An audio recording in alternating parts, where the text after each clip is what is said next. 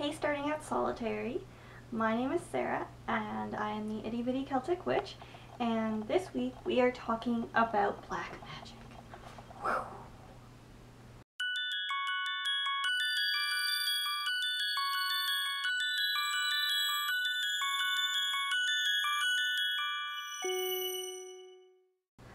So, before we get started, I just wanted to let you guys know that I am now going to be taking over Monsoon's regular Wednesday spot, so I'll be your regular Wednesday host. She hasn't disappeared, thankfully. We're just sort of switching places, so she's going to be a sub-host because her life is crazy busy. Because I have some spare time on my hands, I'm going to be a regular host. So, anyways, back to the topic of this week. So, as I said, we are discussing black magic.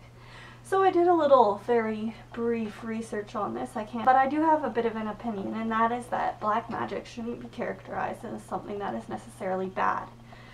So according to Wikipedia, black magic has traditionally referred to the use of supernatural powers of magic for evil and selfish purposes. Okay, so that makes sense. Something that is done for an evil purpose is going to be considered bad or black as opposed to white. And, but what catches me in that is the selfish purposes part.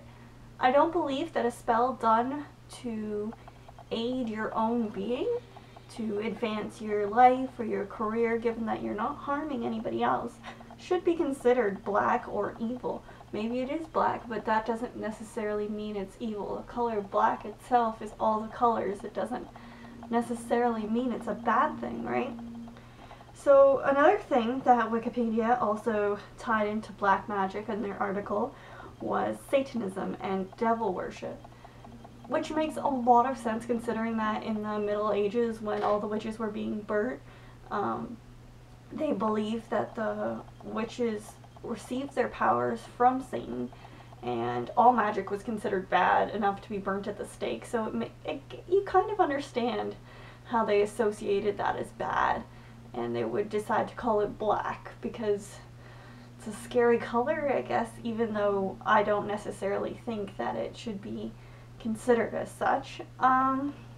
What kind of alarmed me is that there's actually a WikiHow article. I don't know if you guys are familiar with WikiHow, but it tells you stuff like how to make microwavable potato chips or how to do marble nail polish, which you should check out because it's pretty cool.